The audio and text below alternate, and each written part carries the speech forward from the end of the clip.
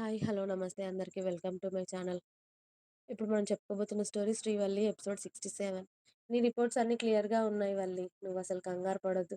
నీకు ప్రెగ్నెన్సీ ఖచ్చితంగా అవుతుంది. అంతే కాకపోతే దానికంటూ టైం ఉంటుంది కదా!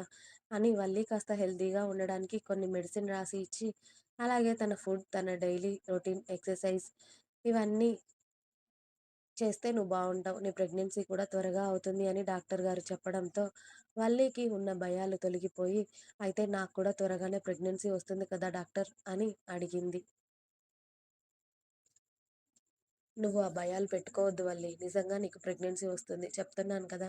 రిపోర్ట్స్‌లో అయితే ఇలాంటివేవి లేవు. ఖచ్చితంగా నీకు ప్రెగ్నెన్సీ అవ్వడానికి ఛాన్స్ ఉందిరా అని డాక్టర్ గారు చెప్పగానే, థాంక్ యూ మేడం అని వల్లి ఇక సంతోషంగా మెడిసిన్ తీసుకొని ఇంటికి బయలుదేరింది. ఇంటికి వెళ్ళగానే తన రిపోర్ట్స్ ఇంకా మెడిసిన్ ఎవరు చూడకుండా దాచేసుకొని, హమ్మయ్య! నాకున్న భయాలు తొలగిపోయాయి. ఈ ధీర నన్ను హాస్పిటల్‌కి తీసుకెళ్ళమంటే తీసుకెళ్ళలేదు. ఇప్పుడు చూడు నా మనసులో ఉన్న భయం అంతా పోయింది. అనుకుని ఇంకో 4 రోజులు వాళ్ళ పుట్టింట్లోనే హ్యాపీగా ఎంజాయ్ చేసింది. వాళ్ళ అమ్మ, నాన్న, అన్న, వదిన, పిల్లలతో గడిపి వారం రోజుల తర్వాత అత్తారింటికి బయలుదేరింది వల్లి.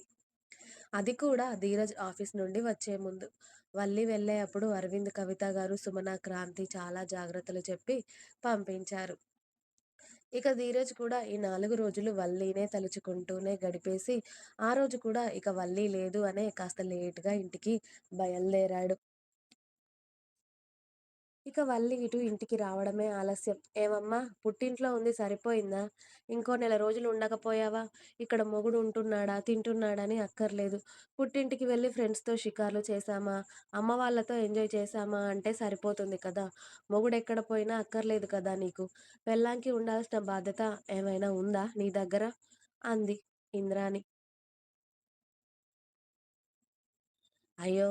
నాకలాంటివేవీ లేవు నానమ్మ. మొగుడిని విడిచిపెట్టి తిరుగుతాను నేను డైలీ కదా!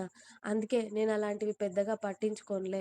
నేను ఈ 2 సంవత్సరాలలో రోజు మా ఆయన్ని వదిలిపెట్టి, రోజు పుట్టింటికి వెళ్ళి ఫ్రెండ్స్‌తో షికార్లు చేసి రావడమే చేస్తున్నాను కదా! అసలు ఇంట్లో వాళ్ళని, మా ఆయనని ఎక్కడ పట్టించుకున్నాను?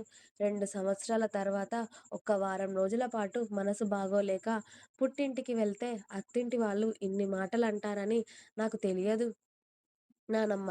ఇంకోసారి వెళ్ళే అప్పుడు మీ పర్మిషన్ అడిగే వెళ్తాను. సరేనా? అని వల్లి కూడా గట్టిగానే సమాధానం ఇచ్చింది ఇంద్రాణికి. అవునులే నీకు అండగా మీ అత్తమామ, నీ మొగుడు, మరిది అందరూ ఇంటి వాళ్ళు మొత్తం నీకు అండగా మాట్లాడాక పెద్దవాళ్ళ మీద ఏం గౌరవం ఉంటుందిలే. నిజంగా పెద్దవాళ్ళు అన్న గౌరవం ఎక్కడుంది నీకు? మాటకి మాట చెప్పడమే వస్తుంది కదా! ఏనాడైనా గౌరవం ఇస్తే తెలుస్తుంది. అయినా నిన్ను కాదులే నీకిలా నేర్పించిన మీ అమ్మా నాన్నని అనాలి అని మూతి తిప్పుకుంది ఇంద్రాణి. అయ్యో! నా పద్ధతికి మా వాళ్ళనెందుకంటారు నానమ్మ? అయినా ఎవరైనా పెద్దవాళ్ళు కానీ, చిన్నవాళ్ళు కానీ వయసులో ఏ వాళ్ళు అయినా మనల్ని ఒక మాట అంటే తిరిగి ఇంకో మాట అనడం కాదు, పళ్ళు రాలగొట్టమని చెప్పి పెంచాడు మా డాడీ. నన్నింత చులకనగా మాట్లాడిన వాళ్ళ 2 చేతులు విరిచి వాళ్ళ ఒళ్ళోనే పెట్టమని చెప్పి పెంచాడు. ఇప్పటికీ చెప్తాడు కూడా. ఆ తర్వాత ఏం జరిగినా చూసుకోవడానికి మా డ్యాడీ ఉన్నాడు అనుకోండి. అలా చేస్తే నన్ను పీకేవాళ్ళు కూడా ఎవ్వరు ఉండరు. పచ్చిగా చెప్పాలి అంటే నిజంగా ఇప్పుడు మిమ్మల్ని ఇక్కడికిక్కడికే చంపినా మా డ్యాడీ నా మీద చిన్న కేస్ కూడా రాకుండా చేస్తాడు. తెలుసా? అని వల్లి నవ్వుతూనే ముసల్దానికి అంటించేవన్నీ అంటిస్తూనే ఉంటుంది. నిజంగానే వాళ్ళకి అంత స్థాయి, అంత తాహత్తు ఉందని అర్థమైన ఇంద్రాని ఎందుకు చేయడు? చేస్తాడులే. అయినా పిల్లలకి చెప్పి పెంచాల్సిన మాటలు ఇవేనా? చాలా పెద్దదిగా పెంచాలి పిల్లని. ఇలా పెంచితే ఇలా కాకపోతే ఎలా ఉంటారులే అమ్మ అని ఇంద్రాణి అనగానే, అవును నానమ్మ గారు. ఇప్పుడు ఈ కాలంలో పద్ధతిగా ఎవడు ఎవరిని పెంచడం లేదు. ఎందుకంటే ఎవ్వడు పత్తిత్తు కాదు ఇక్కడ. అందరూ వెధవలే. అందుకే అమ్మాయిలు పద్ధతిగా పెరగడం లేదులే. పద్ధతిగా పెరిగితే ఎవడి చేతిలో బలవాల్సి వస్తుందా? ఎవరి చేతిలో మోసపోవాల్సి వస్తుందో అని అనుకుంటారు. అదే నాలాగా ఇలా షార్ప్‌గా ఉన్నారు అనుకో, మీలాంటి వాళ్ళని మడతెట్టేయొచ్చు. అసలు పద్ధతిగా ఉండాలి అని అనుకోవడం కూడా తప్పే అవుతుంది. మాస్‌గా ఉంటేనే మీలాంటి వాళ్ళ మక్కెలు ఇరగ్గొట్టి ఒక్కొక్కరికి బుద్ధి చెప్పొచ్చు. అయిన దానికి, కాని దానికి మనల్ని అంటారు చూడండి, అలాంటి వాళ్ళ కొమ్ములు విరవొచ్చు. అందుకే నేనిలా ఉన్నాను లేండి నానమ్మ గారు. ఎందుకు ఇప్పుడు నేనిలా ఉంటే మీకేమైనా ఇబ్బందా?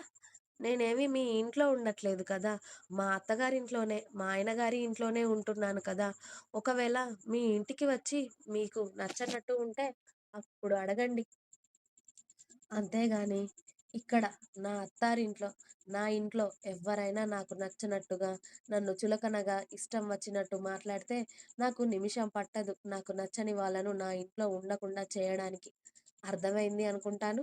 ఒకవేళ మీ వేషాలు అన్నీ మా ఆయన గారికి చెప్పాను అనుకో, నువ్వు నీ మనవరాలు కలిసి బట్టలు సర్దుకొని బయటికి వెళ్ళిపోతారు నిమిషంలో. ఆ సత్తా ఉంది కూడా నాకు.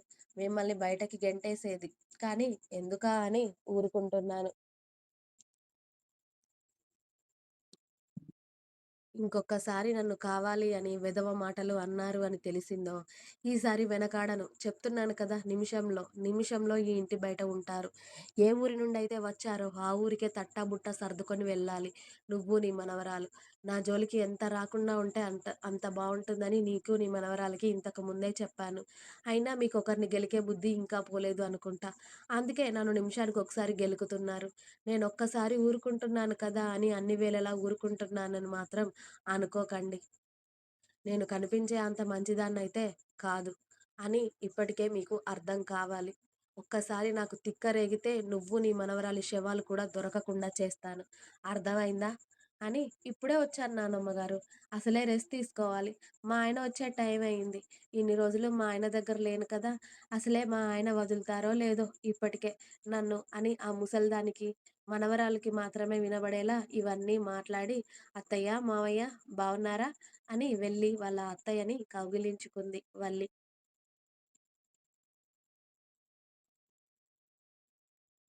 "హ్మ్. ఏంట్రా ఇన్ని రోజులు అమ్మ వాళ్ళ దగ్గరే ఉండిపోయావు నువ్వు? నువ్విన్ని రోజులు ఇంట్లో లేకపోతే ఇల్లెంత బోసిపోయిందో తెలుసా? నువ్వు లేక అస్సలు మంచిగా అనిపించలేదు తల్లి" అని సుభద్ర గారు కోడలితో ముచ్చట్లు చెప్తూ ఉంటే, "ఎలా ఉన్నావు తల్లి?" అని అడిగారు అనిల్ గారు. "బావున్నాను మావయ్య" అత్ అని అత్తయ్య గారితో, మావయ్య గారితో కాసేపు మాట్లాడి, "హాయ్ భవ్య, ఎలా ఉంది మ్యారేజ్ లైఫ్" అని వెళ్లి తోటికోడల్ని హత్తుకుంది వల్లి. "బావున్నానక్క. మీరు నిజంగా ఇంట్లో లేక చాలా బోసిపోయినట్టుగా ఉంది తెలుసా? అత్తయ్య అయితే గంటకొకసారి వల్లి అని మిమ్మల్ని కలవరిస్తూనే ఉంది. నిజంగా మీరు ఇంట్లో లేకపోతే అస్సలేం తోచలేదక్కయ్య" అంది భవ్య. "ఇప్పుడు వచ్చేసాను కదా! ఇంకేం పర్లేదులే. అందరూ భోజనాలు చేసేసారా?" అని అడిగింది వల్లి. ఇదిగో ఇప్పుడే అయ్యాయక్క మా అందరివి. ఇదిగో బావగారి కోసం చూస్తున్నాము. నువ్వు కూడా వచ్చావు కదా! మీరిద్దరూ కలిసి తింటారా? అని అడిగింది భవ్య. మీ బావగారికి నేను పెడతానులే భవ్య. మీరు వెళ్ళండి అని ఇక అందరూ ఎవరి రూమ్‌లోకి వాళ్ళు వెళ్ళగానే బామ్మ, మనవరాల్ని అక్కడ కూర్చున్న ఇద్దరిని చాలా పొగరుగా చూసి మళ్ళీ వాళ్ళ రూమ్‌లోకి వెళ్ళింది. తన లగేజ్ తీసుకొని. దొంగ మొహాలు ఎంత ఏడిపించారే నన్ను. ఇక నుండి చూపిస్తా మీ సంగతి అని మనవరాల్ని, బామ్మని తిట్టుకుంటూ వెళ్ళి ఫ్రెష్ అయ్యి చక్కగా ధీరజ్‌కి నచ్చేలా చీర కట్టుకొని, పూలు పెట్టుకొని రెడీ అయ్యి ఉంటుంది వల్లి. ధీరజ్ రాగానే అతడికి సర్ప్రైజ్ ఇద్దామని, రోజూలాగే అతడు వల్లి ఇంట్లో లేదు కదా అని లేట్‌గా ఇంట్లోకి వచ్చి వాళ్ళ రూమ్‌లోకి వెళ్ళగానే వల్లి దర్శనం ఇవ్వడంతో ఆమెని అలాగే చూస్తూ ఉంటాడు. ఇంకా ఉంది. మీకు నా స్టోరీస్ నచ్చినట్టయితే ప్లీజ్ లైక్ చేయండి, షేర్ చేయండి. అలాగే ఛానెల్‌ని తప్పకుండా కొత్త వాళ్ళందరూ సబ్స్క్రైబ్ చేసుకోండి. Please subscribe my channel. Thanks for watching my video. Bye bye. Please like, share and subscribe.